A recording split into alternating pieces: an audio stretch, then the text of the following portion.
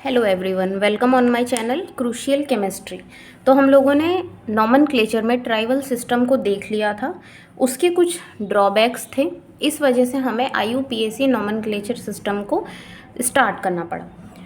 तो अब हम लोग इसको समझते हैं कि आईयूपीएसी नॉमेनक्लेचर में होता क्या है। देखिए, आप लोग सपोज़ किसी का भी नाम लिखेंगे, जैसे यहाँ पे मैं एक नाम लिख रही हूँ,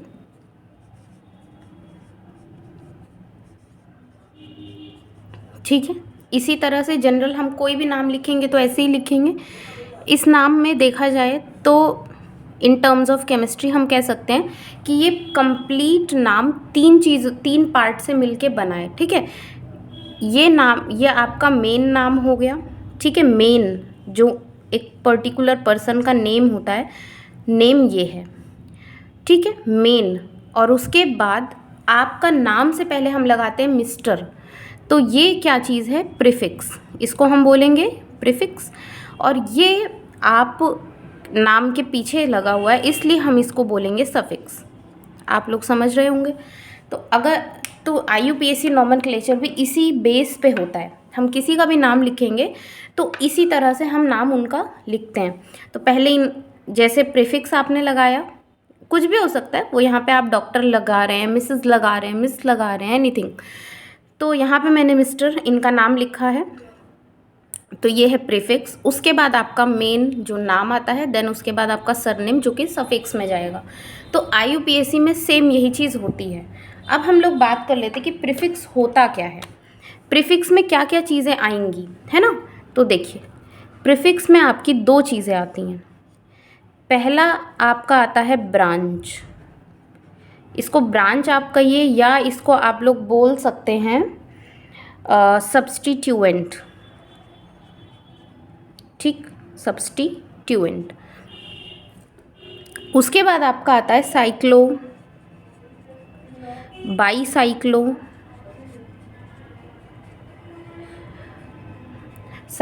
बाईसाइक्लो, स्पाइरो। अभी आप लोग बस इसको लिख लीजिए। अभी जैसे जैसे हम लोग आगे नॉमेनक्लेचर पढ़ेंगे आपको सब समझ में आने वाला है कि साइक्लो क्या है, बाईसाइक्लो क्या है, स्पाइरो क्या है। मेन रूट में आपकी दो चीज़ें आती हैं, एक तो चेन, बेसिकली मेन रूट आपकी चेन के फॉर्म में हो सकती है या फिर आपकी मेन रूट रिंग के फॉर्म में भी हो सकती है। सफिक्स में क्या होता है, सफिक्स में एक तो आपका आता है एल्केन, एल्कीन और आपका एल्काइन। तो क्या क्या आएगा, एन, इन और क्या आएगा आपका आइन, ठीक है। डबल बॉन्ड, बेसिकली हम लोग मॉलिक्यूल में बॉन्ड को देखेंगे, है ना।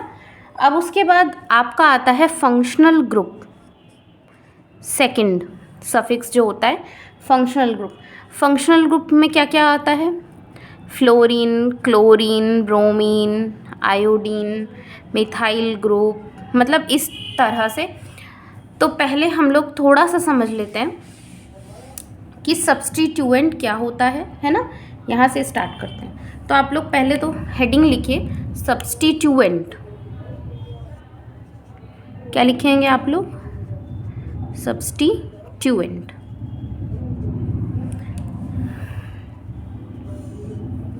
अब सब्स्टिट्यूएंट क्या होता है, लिखिए दैट, ठीक है, that part of compound which is not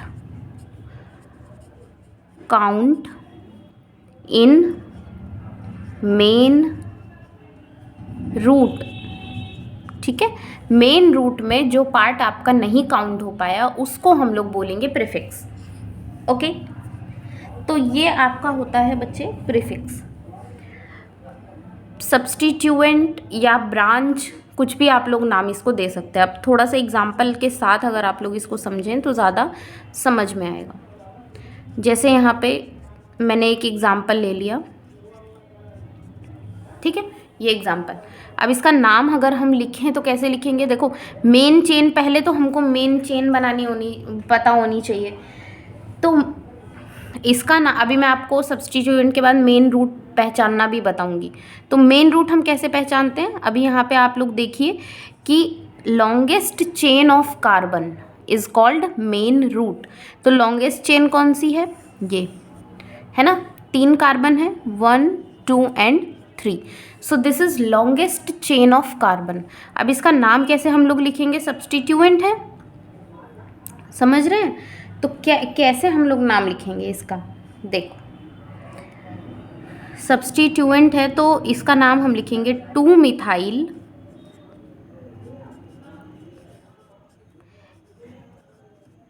prop N, क्योंकि सारे सिंगल बॉन्ड हैं, ठीक है, 2 मिथाइल प्रोपेन, इस तरह से हम इसका नाम लिखेंगे। तो सब्सटीट्यूएंट क्या होता है कि वो वाला पार्ट जो आपका मेन चेन में काउंट नहीं हुआ, तो ये हमारा हो जाएगा सब्सटीट्यूएंट, ठीक है। अब नेक्स्ट आते हैं मेन रूट पे। तो आप लोग हेडिंग डालिए, मेन रूट क्या होती है।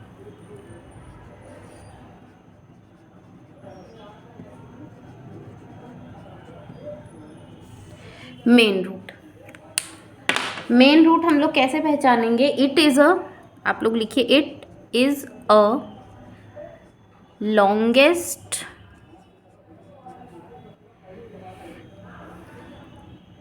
चेन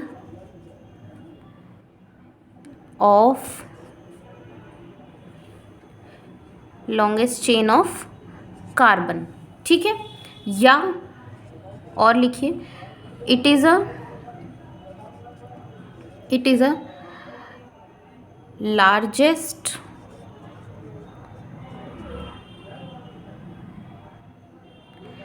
कार्बन चेन या फिर रिंग, कुछ भी हम कह सकते हैं, ठीक है। तो मेन रूट को हम कैसे पहचानेंगे, जैसे मैं एक एग्जाम्पल XYZ कुछ भी ले लेती हूँ।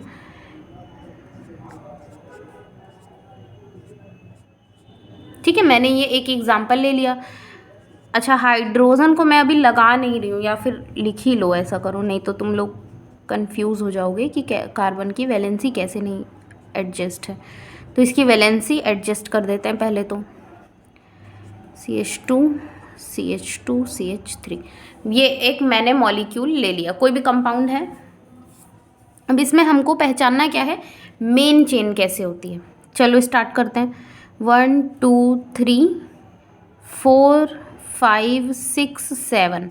अगर मैं ऐसे नंबरिंग करती हूँ तो मुझे 7 कार्बन मिलते हैं, ठीक है। अब अगर मैं थोड़ा सा डिफरेंट तरीके से नंबरिंग, जैसे आपकी मर्जी हो आप वैसे नंबरिंग कर सकते हैं।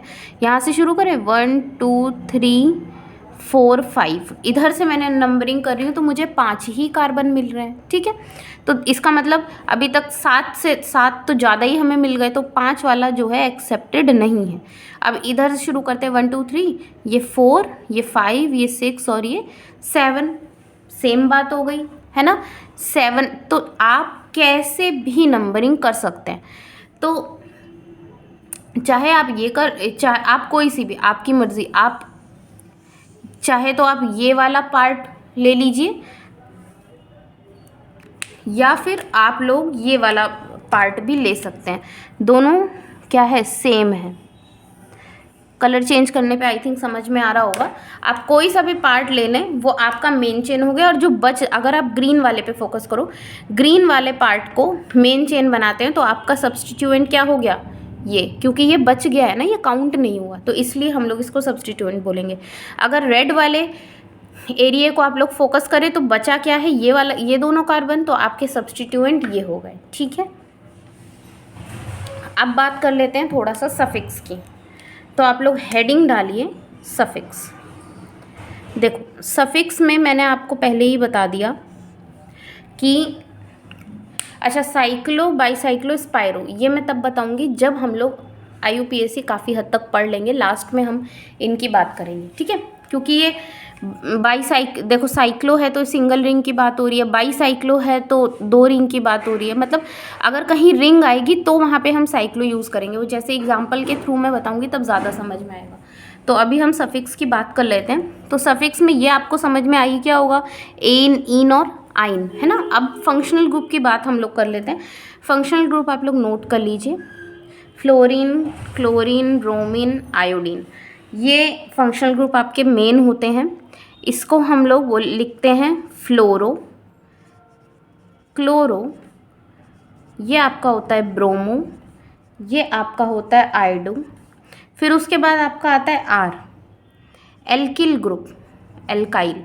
अब इसी में कुछ भी लिख सकते हैं, जैसे CH3 हमने लिख लिया, C2H5। यहाँ पे देखो कार्बन की एक वैलेंसी कम है, मतलब एक बॉन्ड इसने बनाया है, तो इसको हम बोलेंगे मिथाइल ग्रुप। यह आपका इथाइल।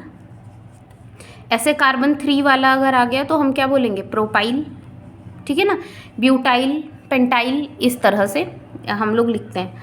तो ये आपका एक हो गया एल्काइल ग्रुप। उसके अलावा आपका आता है OR, इसको बोलते हैं एल्कोक्सी ग्रुप।